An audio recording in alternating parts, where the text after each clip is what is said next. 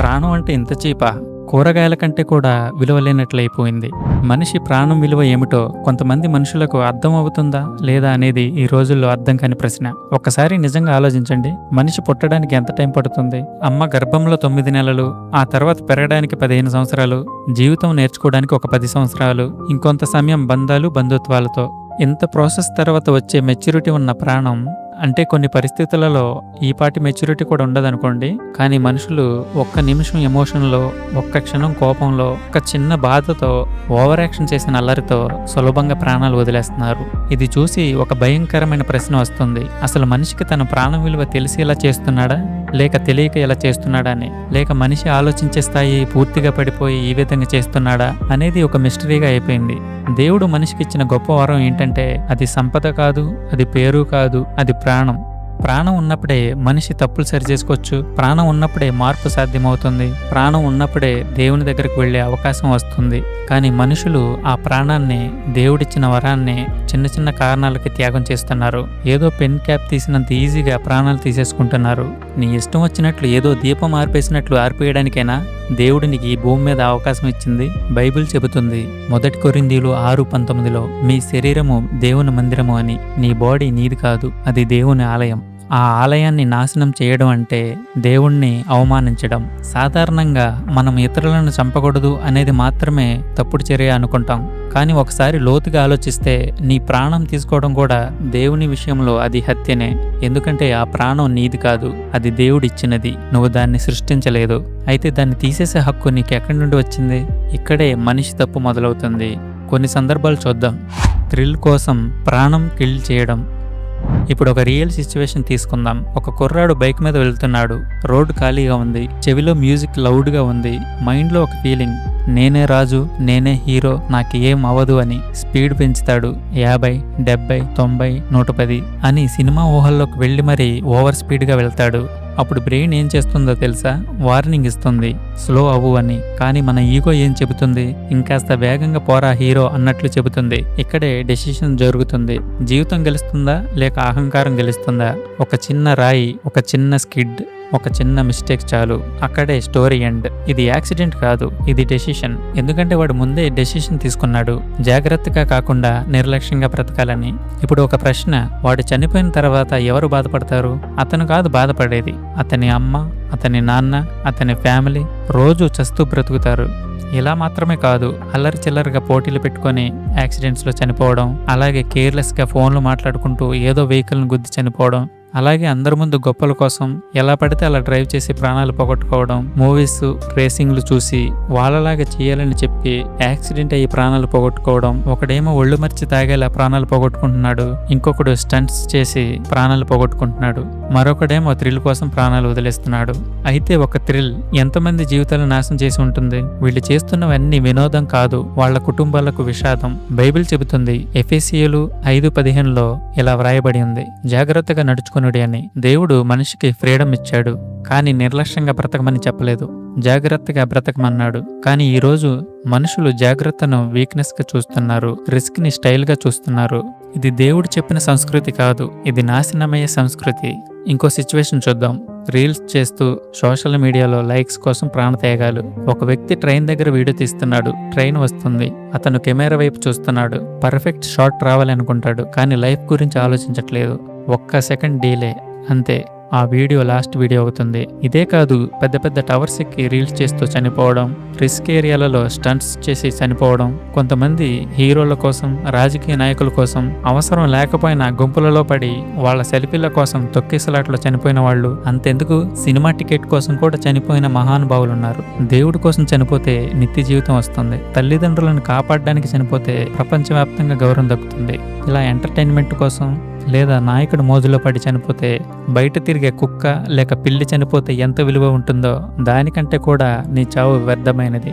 ఒకడేమో సృష్టి రహస్యాలు తెలుసుకోవాలని ప్రాణాలు తీసుకుంటాడు, ఇంకొకడేమో మనుషులు తయారు చేసిన దేవుళ్ళ కోసం చనిపోతాడు. కొంతమంది మరీ వింతగా ఊరికి ఒక గాలిబుడగలాగా సెకండ్స్లో వాళ్ళ ప్రాణాలు పోగొట్టుకున్న వాళ్ళు కూడా ఉంటున్నారు. ఇక్కడ ప్రాబ్లం ఏంటంటే వాళ్ళకి చావు భయం లేదు, ఎందుకంటే వాళ్ళు రియాలిటీని మర్చిపోయారు, వర్చువల్ వరల్డ్లో జీవిస్తున్నారు. అంటే ఇంటర్నెట్లో ఎలా అయితే ప్రతి దేశం ప్రతి ప్లేస్ చూసి మనం వెళ్ళినట్లుగా ఫీల్ అవుతామో వాళ్ళు కూడా అలా రియాలిటీని మర్చిపోయి అలా చేస్తున్నారు. ఇది చాలా ప్రమాదకరం, ఎందుకంటే భ్రమలో బ్రతికే మనిషి రియాలిటీలో బ్రతకలేడు. దేవుడు మనిషిని ఆనందంతో దేవునికి దగ్గరగా జీవించమని చెప్పాడు, అంతేకాని జీవితాన్ని నీకు నచ్చినట్లుగా నాశనం చేయమని కాదు. మరొక సందర్భం, నాకు ఏమవ్వదు అనే ఓవర్ కాన్ఫిడెన్స్ మాట ఎంతమందిని చంపింది. ఇప్పుడు ఇంకో సిచ్యువేషన్ చూద్దాం. బీచ్కి ఫ్రెండ్స్తో వెళ్ళారు. మొదట హ్యాపీగానే ఉన్నారు, నీళ్లు చూస్తే ఎగ్జైట్మెంట్, వెళ్దాం లోపలికి అంటారు. ఒకటి చెప్పాడు నాకు స్విమ్మింగ్ రాదు అని, ఇంకొకటి అన్నాడు ఏమీ లేదురా, పెద్ద లోతు ఏం లేదు, నీళ్లలో మునిగే అవకాశమే లేదు అని ఆకతాయి సమాధానం చెప్తూ కన్వీనియన్స్ చేస్తాడు. ఇక్కడే మిస్టేక్, నాలెడ్జ్ లేకుండా డెసిషన్ తీసుకోవడం. వాళ్ళు లోపలికి వెళ్తారు, నీళ్లు మొదట కామ్గా ఉంటాయి, అందుకే కాన్ఫిడెన్స్ పెరుగుతుంది. ఇంకాస్త లోపలికి వెళ్తారు, అక్కడ సడన్ గా సిచ్యువేషన్ అంతా మారిపోతుంది. అలల వేగం పెరుగుతుంది, బ్యాలెన్స్ పోతుంది, ప్యానిక్ మొదలవుతుంది. సేవ్ మీ అని అరుస్తాడు, కానీ లేట్ అయిపోతుంది. ఇక్కడ ఏం జరిగింది? నీళ్లు అతన్ని చంపలేదు, వాడికి తెలిసి కూడా జాగ్రత్తని పట్టించుకోకుండా చనిపోయాడు. అతని ఓవర్ కాన్ఫిడెన్స్ చంపింది. ఇలా సరదా కోసం వెళ్ళి ఎంతో మంది శవాల రూపంలో సముద్రంలో కలిసిపోతున్నారు. అసలు ఇదేం సరదా, ఇదేమి నిర్లక్ష్యం? ప్రాణం అంటే మరీ అంత విలువ లేనిదా, అంత భయం లేనిదా? బైబిల్ చెబుతుంది, హోషేయ 4:6లో ఇలా వ్రాయబడి ఉంది, జ్ఞానం లేక జనులు నశించుదురు అని. ఇదే ఎగ్జాక్ట్ గా ఇక్కడ జరుగుతుంది. జ్ఞానం లేకుండా అహంకారంతో మనిషి తనను తాను ప్రమాదంలో పడేసుకుంటున్నాడు. దేవుడు మనిషికి బ్రెయిన్ ఇచ్చాడు ఆలోచించడానికి, కానీ మనిషి ఆలోచించకుండా రియాక్ట్ అవుతున్నాడు. ఇంకో ఎగ్జాంపుల్ చూస్తే, కొండ అంచుల మీద సెల్ఫీ. ఎందుకు అంటే ఎవడూ చేయలేని సాహసం నేనే చేశానని గొప్పలు చెప్పుకోవడానికి. కానీ లైఫ్ సేఫ్గా ఉండాలని మాత్రం అనిపించదు. అక్కడ ఒక్క స్లిప్ అంతే, తర్వాత అందరి స్టేటస్లలో అతను రిప్పు. ఇది తలరాత కాదు, ఇది బుర్రలేని వెరితనం. మరొక సందర్భం, ప్రేమ పేరుతో ప్రాణం తీసుకోవడం. అసలు ఇది ప్రేమ లేక బలహీనత? ఇప్పుడు మనం చాలా డేంజరస్ అయిన ఒక విషయం గురించి మాట్లాడాలి, అదే ప్రేమ. దేవుడు మనిషికిచ్చిన అత్యంత పవిత్రమైన భావం, కానీ ఈరోజు అదే ప్రేమ మనుషుల ప్రాణాలు తీస్తోంది. ఒక అబ్బాయి ఒక అమ్మాయిని చాలా ప్రేమిస్తాడు, ఆమెనే తన ప్రపంచం అనుకుంటాడు. ఆమె లేకపోతే నేను బ్రతకను అని నిర్ణయించుకుంటాడు. ఒకరోజు ఆమె నాకు ఇష్టం లేదు అంటుంది, లేదా వదిలివేసి వెళ్ళిపోతుంది. అక్కడే అతని ప్రపంచం కూలిపోతుంది. అతను అనుకుంటాడు ఆమె లేకపోతే నా జీవితం వృధా అని. అక్కడే ఒక తప్పుడు ఆలోచన మొదలవుతుంది. అది నెమ్మదిగా ఒక నిర్ణయంగా మారి చెడు అలవాట్లు మనసులో దూరి మెల్లగా శరీరం డ్యామేజ్ అవుతుంది, తర్వాత మనసు డ్యామేజ్ అవుతుంది, చివరికి ప్రాణం పోతుంది. ఇదంతా వేగంగా చాలా తక్కువ సమయంలోనే జరిగిపోతుంది. ఇప్పుడు ఒకసారి ఆలోచించు, ఆమె నిన్ను కాదు అంది లేదా వదిలిపెట్టి వెళ్ళిపోయింది అనుకో, అది ఆమె నిర్ణయం. కానీ నువ్వు నీ ప్రాణం తీసుకోవడం, ఇది ఎవరి నిర్ణయం? నీదే కదా. అంటే ఒక మనిషి నిన్ను కాదని వెళ్ళిపోతే నువ్వు చావడం ఏంటి? దేవుడిచ్చిన ప్రాణాన్ని నువ్వు తీసేస్తావా? నీకు ఈ భూమి మీద అవకాశం ఇచ్చింది దేవుడు. నువ్వు పుట్టడానికి ఒక మార్గంలో మారింది నీ తల్లిదండ్రులు. నువ్వు ప్రేమించేంత వయసు వరకు పోషించింది నీ తల్లిదండ్రులు. మరి ఇంత ఇంపార్టెంట్ వాళ్ళని కాదని నువ్వు వద్దు అనుకునే వాళ్ళ కోసం ప్రాణాలు తీసుకోవడం ఏంటి అసలు? ఇది అసలు ప్రేమే కాదు, చాలా బలహీనమైన మనసు మాత్రమే ఇలా చేస్తుంది. నీలాగే దేవుడు కూడా ఆయన మీద భక్తి లేని వాళ్ళని, ఆయన చెప్పినట్లు చేయని వాళ్ళని, ఆయన అంటే తెలియని వాళ్ళని చంపుకుంటూ పోతే ఎంతమంది ఈ భూమి మీద ఉంటారో చేతివేళ్ల మీద లెక్క పెట్టొచ్చు. ఇదే సిచ్యువేషన్ అమ్మాయిల దగ్గర కూడా జరుగుతుంది. ఒక అబ్బాయి మోసం చేస్తాడు లేదా వదిలేస్తాడు, అంతే. ఆమె అనుకుంటుంది ఇంకా బ్రతకడం అనవసరం అని. కానీ నిజం ఏంటంటే ఆ అబ్బాయి లైఫ్లో ఒక పార్ట్ మాత్రమే, మొత్తం లైఫ్ కాదు. దేవుడిచ్చిన ప్రాణం ఒక మనిషి కోసం కాదు. బైబిల్ చెబుతుంది, 1 యోహాను 4:8లో ఇలా వ్రాయబడి ఉంది, దేవుని ప్రాథమిక స్వభావం ప్రేమ అని. నిజమైన ప్రేమ దేవుడి నుండి వస్తుందని నొక్కి చెబుతుంది. అంటే దేవుని ప్రేమ జీవితం ఇస్తుంది, జీవితం తీసుకోదు. అంటే నీకు చావాలని అనిపించే ప్రేమ దేవుని ప్రేమ కాదు. మరొక సందర్భం, ఒక్క ఎగ్జామ్ ఫెయిల్ అయితే లైఫ్ ఎండ్ అవుతుందా? ఇప్పుడు స్టూడెంట్స్ గురించి మాట్లాడదాం. ఈ రోజుల్లో చాలా సీరియస్ ప్రాబ్లం. ఒక్క ఎగ్జామ్, ఒక్క రిజల్ట్, ఒక్క మార్కు, ఇవి లైఫ్ కంటే పెద్దవిగా మారిపోయాయి. ఒక స్టూడెంట్ ఫెయిల్ అయ్యాడు అనుకోండి, వాడు వెంటనే అనుకుంటాడు ఇక నా జీవితం అయిపోయింది అని. ఇది నిజమా అంటే కానే కాదు. ఇది సమాజం సృష్టించిన ఒత్తిడి. వాడికి చిన్నప్పటి నుంచి రుద్ది రుద్ది చెబుతారు, ఫస్ట్ రావాలి, అందరికంటే టాప్ రావాలి, ఫెయిల్ అయితే నీ జీవితం ఎందుకు పనికిరాదు అని. ఇలా వాడి మైండ్లో భయాన్ని ఒక బాంబులా పెడతారు. ఒకరోజు రిజల్ట్ తప్పుగా వస్తే వాడు ఆ ప్రెషర్ని హ్యాండిల్ చేయలేడు. అప్పుడు వాడిలో ఒక డేంజరస్ ఆలోచన వస్తుంది, నేను బ్రతకడం ఇంకా అనవసరం అని. అదే రోజు వాడు ఆత్మహత్య చేసుకుంటాడు. ఒక్క ఎగ్జామ్ మనిషి ఫ్యూచర్ని డిసైడ్ చేయదు. ఫెయిల్యూర్ అంటే లైఫ్కి ముగింపు కాదు, మరొక అవకాశం. ఒక చోట తవ్వితే నీరు రాలేదంటే మరొక చోట నీరు తప్పకుండా వస్తుందని అర్థం. అంతేకాని మొదటిసారి నాకు నీరు రాలేదు అని చనిపోవడం మూర్ఖత్వం. కాబట్టి మనుషులు అవకాశాన్ని చూడకుండా చావుని ఎంచుకుంటున్నారు, అదేదో వాడి సొంత ఆస్తిలాగా. బైబిల్ చెబుతుంది, ఇర్మియా 29:11లో ఇలా వ్రాయబడి ఉంది, నేను నీ కొరకు యోచించు యోచనలు మేలైనవి అని. దేవుడు నీకు మంచి ఫ్యూచర్ ప్లాన్ చేస్తాడు, కానీ నువ్వే మధ్యలో ఆపేస్తే ఆ ప్లాన్ ఎలా ముందుకెళ్తుందో నువ్వే చెప్పాలి. మరొక సందర్భం, తల్లిదండ్రుల మాటల వల్ల ప్రాణం తీసుకోవడం సరైనదా? ఇప్పుడు ఇంకో పెయిన్ఫుల్ విషాద గాథ, అదే కుటుంబ గాథ. అమ్మ గద్దించింది, నాన్న కోపంగా మాట్లాడాడు, కొట్టాడు కూడా. అంతే. కొంతమంది అనుకుంటారు, వీళ్ళకి నా మీద ప్రేమే లేదు, నేను ఇంక బ్రతకను అని. అసలు వాళ్ళు ఎందుకు అలా చేస్తున్నారో తెలుసా? నీకు ఏ వైపు నుండి కూడా నష్టం రాకూడదు అని, నీ లైఫ్ సరైన దారిలో ఉండాలని. కానీ వాడేం చూస్తాడు? వాళ్ళ మాటలో ఉన్న కోపం, దెబ్బలు కొట్టిన ఆవేశం మాత్రమే చూస్తాడు, వాళ్ళ ప్రేమ కనిపించదు. అప్పటికే వాడు కోపంలో ఒక డెసిషన్ తీసుకుంటాడు, నేను ఇంక బ్రతికేది లేదు అని. ఏదో అగ్గిపుల్ల వెలిగించినంత ఈజీగా చనిపోతాడు. చాలా మంది ఇలాగే చనిపోతున్నారు కూడా. ప్రాణాలు తీసుకుంటారు సరే, కానీ ఆ తర్వాత ఏమవుతుంది ఒకసారి ఆలోచించండి. ఆశలన్నీ మీ మీద పెట్టుకున్న మీ అమ్మ, మీ నాన్న ఎలా బ్రతుకుతారు? నువ్వు ఒక రోజులో చనిపోతావు, కానీ నువ్వు లేకుండా వాళ్ళు ప్రతిరోజు చస్తూ బ్రతుకుతారు. బైబిల్ చెబుతుంది, నిర్గమకాండం 20:12లో ఇలా వ్రాయబడి ఉంది, నీ తల్లిదండ్రులను గౌరవించుము అని. గౌరవించడం అంటే వాళ్ళతో మర్యాదగా ఉండడం మాత్రమే కాదు, వాళ్లను బాధ పెట్టకపోవడం కూడా. మరొక సందర్భం, వాళ్ళు మోసం చేశారు, నువ్వెందుకు చనిపోవాలి? రిలేషన్షిప్లో మోసం జరిగింది, నమ్మిన వాళ్ళు మోసం చేశారు అంటే భార్య వేరొకరితో అక్రమ సంబంధం, లేదా భర్త వేరే స్త్రీతో అక్రమ సంబంధం, లేదా ఫ్రెండ్ డబ్బు విషయంలో మోసం, లేదా అన్నదమ్ముల ఆస్తుల విషయంలో మోసం, లేదా ఆడది ప్రేమించినట్టు నటించి మోసం, లేదా మగాడు ప్రేమించినట్లు నటించి మోసం. ఇవన్నీ చాలా బాధగా ఉండే విషయాలే, నిజమే. కానీ ఆ బాధ వల్ల నీ లైఫ్ క్లోజ్ చేసుకోవడం ఏంటి? చావు అంటే ఏదో ఆసనం కాదు, జీవితమే నాశనం. ఎందుకంటే వాళ్ళెవరో తప్పు చేశారు, కానీ నువ్వు పనిష్మెంట్ తీసుకుంటున్నావు. అది అసలు కరెక్టేనా అంటే ఏమాత్రం కాదు. దేవుడు చెబుతున్నాడు, కీర్తనలు 34:22లో ఇలా వ్రాయబడి ఉంది, నన్ను ఆశ్రయించిన వాడు విడువబడడు అని.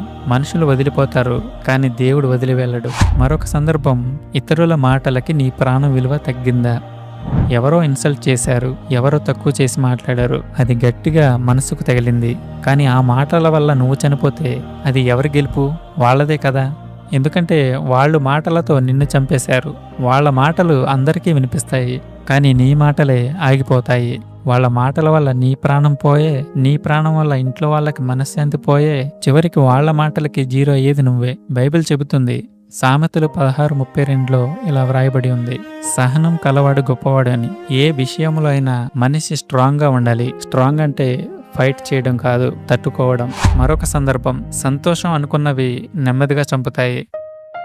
ఇప్పుడు మనం చాలామంది అంతగా పట్టించుకునే విషయం, కానీ చాలా ప్రమాదకరమైన విషయం గురించి మాట్లాడాలి. చెత్తల రూపంలో ఉండే చెడు అలవాట్లు.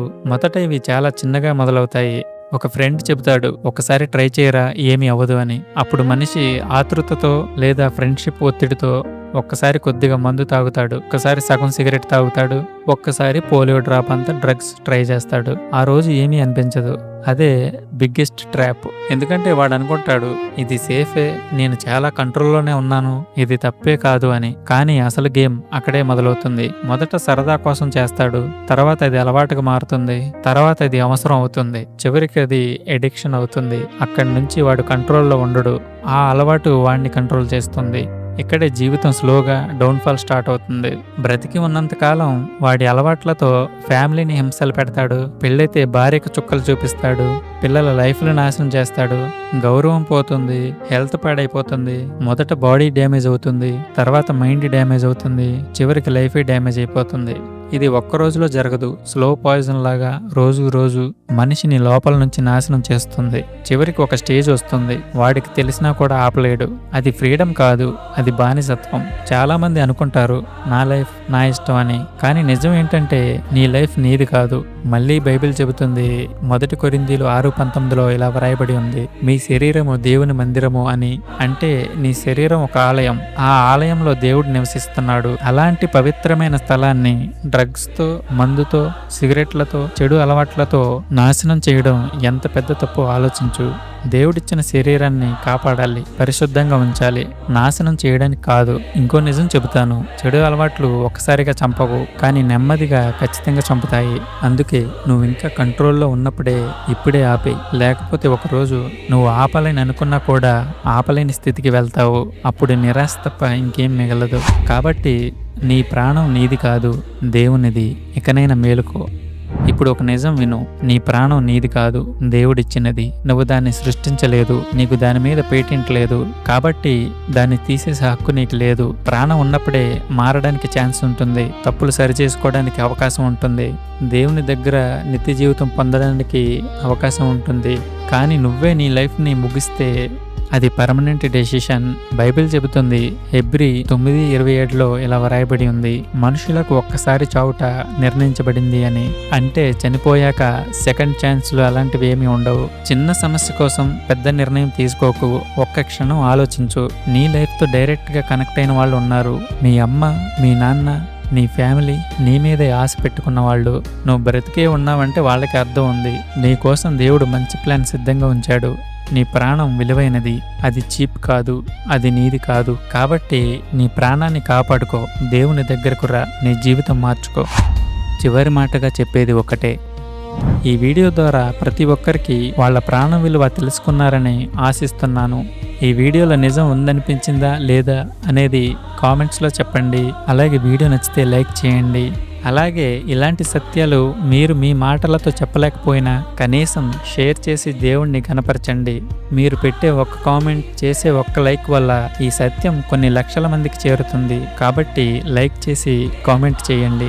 మన ఛానల్ నుండి వచ్చే ప్రతి వీడియోలో ఉండే సత్యాన్ని ప్రతి ఒక్కరికి చేరేలా షేర్ చేసి దేవుణ్ణి, ఆయన మార్గాన్ని ప్రతి ఒక్కరికి తెలిసేలా చేయండి. మరిన్ని వీడియోస్ కోసం మన రన్ ఫర్ రియల్ లైఫ్ ఛానల్ను సబ్స్క్రైబ్ చేసి బెల్ ఐకాన్ ట్యాప్ చేసి ఆల్ నోటిఫికేషన్స్ ఆన్ చేసుకోండి.